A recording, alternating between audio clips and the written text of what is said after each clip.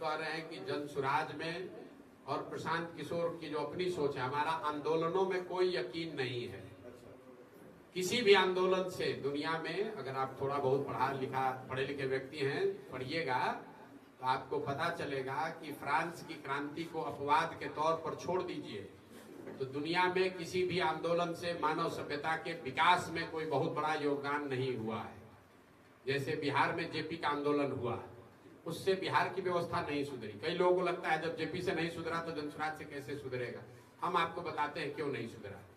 JP का आंदोलन था उस समय की सत्ता से इंदिरा जी को हटाने, कांग्रेस को हटाने के लिए।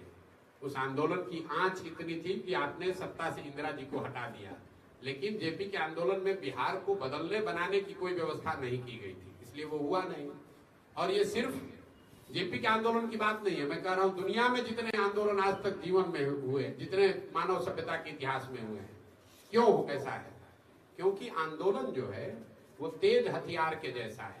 उससे आप बड़े से बड़े वृक्ष को काट सकते हैं, लोगों को सत्ता से हटा सकते हैं, सल्तनतों को उखाड़ कर फेंक सकते हैं, लेकिन नए समाज का सृजन नहीं कर सकते हैं। सृजन एक धीमे चलने वाली प्रक्रिया है। अगर आपके पास बढ़िया हथियार है, बड़े पेड़ को एक दिन में काट लीजिएगा, लेकिन कैसा भी हथियार हो, पौधे को पेड़ बनाने में समय लगता है। तो जन सुराज आंदोलन नहीं है। इसमें 2 बरस में हमने कहीं धरना प्रदर्शन नहीं किया, चक्का जाम नहीं किया, बिहार बंद का नारा नहीं दिया, किसी नेता और दल के विरोध में नहीं बोले। सिर्फ और सिर्फ लोगों को ये रास्ता बताए कि तुम्हारी परेशानी, बदहाली का कारण क्या है और इस कारण से, इस बदहाली से निकलने का रास्ता क्या है। लोग जब अपने व्यवहार में, अपने आचार विचार व्यवहार में जब वो परिवर्तन लाएंगे, उससे नई व्यवस्था का सृजन हो सकता है। तो जन सुराज ना आंदोलन है, ना आंदोलन से निकाल कर कोई दल बनाने का प्रयास है। प्रशांत जी, मेरा एक सवाल है कि जिस बिहार में आपकी लड़ाई चल रही है, वहाँ जातिवाद में लोग वकील, डॉक्टर और यहाँ तक कि अपराधी को भी जातिवाद के आधार पर चुनते हैं। ऐसे बिहार में आपकी सबसे बड़ी चुनौती दल से ज्यादा जातिवाद होगी, और आप कैसे लड़ेंगे? बिल्कुल नहीं होगी। ये भी समाज के लोगों की एक सुपरफिशियल अंडरस्टैंडिंग बना दी गई है कि बिहार में हर व्यक्ति जाति पर ही वोट देता है। 2-3 बातें इसको गहराई से समझिए, क्योंकि सबसे ज्यादा ये सवाल पूछा जाता है, जाति से कैसे निपटिएगा। तो पहली बात तो ये समझिए कि जाति सिर्फ बिहार में महत्वपूर्ण उसकी भूमिका नहीं है। देश के हर राज्य में, उत्तर प्रदेश में, गुजरात में, महाराष्ट्र, कर्नाटक, आंध्र प्रदेश में भी जातियों का इतना ही योगदान है जितना बिहार में है। अब आप ये जांच कर देखिए कि क्या बिहार में सिर्फ जाति पर ही लोग वोट देते हैं। आगे क्या होगा वो छोड़ दीजिए, पीछे क्या हुआ है उसको देखिए। बिहार में मोदी जी के नाम पर लोग भाजपा को वोट दे रहे हैं।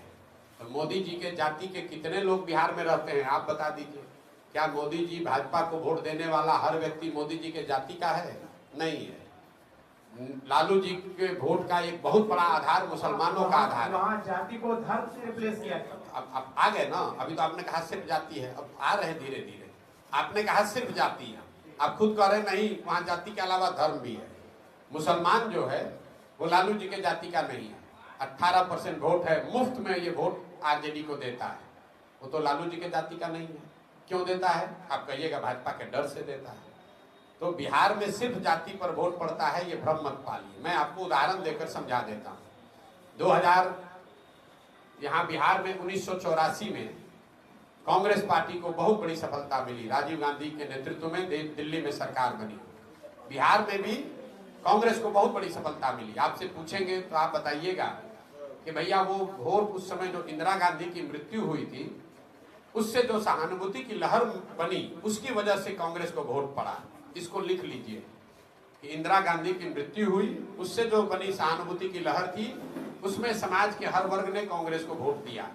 फिर आपसे पूछेंगे कि 1989 में क्या हुआ, आप बताएं। बीपी सिंह को कैसे वोट पड़ गया, जनता दल को वोट कैसे पड़ा? तो आप बताएंगे कि भैया वोट उस समय बीपी सिंह, जनता दल को नहीं पड़ा। बोफोर्स बहुत बड़ा मुद्दा था, भ्रष्टाचार बहुत बड़ा मुद्दा था। लोगों ने भ्रष्टाचार, बोफोर्स के विरोध में वोट किया और जो भी जनता दल से खड़ा हुआ उसको टिकट मिला। इसको भी लिख लीजिए। फिर आपसे पूछेंगे 2014 में क्या हुआ, मोदी जी के नेतृत्व को भाजपा को कैसे वोट मिल गया?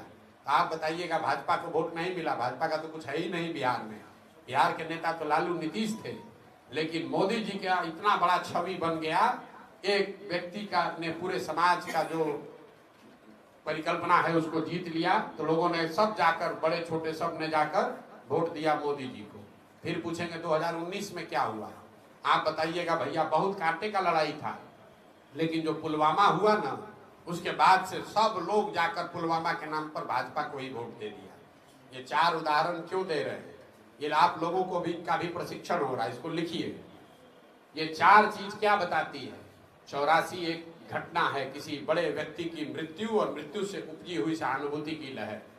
1989 एक विषय है भ्रष्टाचार बोफोर्स और उससे बनी हुई लहर। 2014 एक व्यक्ति है मोदी और मोदी के द्वारा बनी हुई लहर। 2019 राष्ट्रवाद, राष्ट्रीय सुरक्षा एक मुद्दा है, उसके नाम पर बनी हुई लहर। ये आपको क्या बताता है कि अगर कोई व्यक्ति, अगर कोई विषय, अगर कोई मुद्दा, अगर कोई विचारधारा इतना बड़ा बन जाए जो समाज के इमेजिनेशन को कैप्चर कर ले, तो समाज में वो ताकत है कि वो जातियों से ऊपर उठकर वोट करता रहा है। आगे करेगा कि नहीं छोड़ दीजिए, पीछे करता रहा है। तो अगर, लेकिन आपको फिर भी क्यों लगता है कि जाति पर वोट पड़ता है, वो इसलिए कि मैंने बीच में होने वाले बहुत चुनाव का जिक्र नहीं किया, लेकिन वो चुनाव थे जिसमें कोई बड़ा मुद्दा नहीं था, कोई बहुत एक बड़ा व्यक्तित्व नहीं था, कोई विचार नहीं था, कोई घटना नहीं थी। उस वैसी स्थिति में लड़ने वाले दोनों साइड के लोग एक ही जैसे जब दिखते हैं, तो समाज कहता है दोनों तो एक ही जैसा है, चलो अपने जाते वाले को दे देते हैं। तो ये आप पर, हम पर है। अगर हम बेहतर विचार, बेहतर विकल्प प्रस्तुत करेंगे तो समाज जातियों से ऊपर उठकर वोट करता रहा है और आगे भी करेगा। हम एक आपको और अंतिम उदाहरण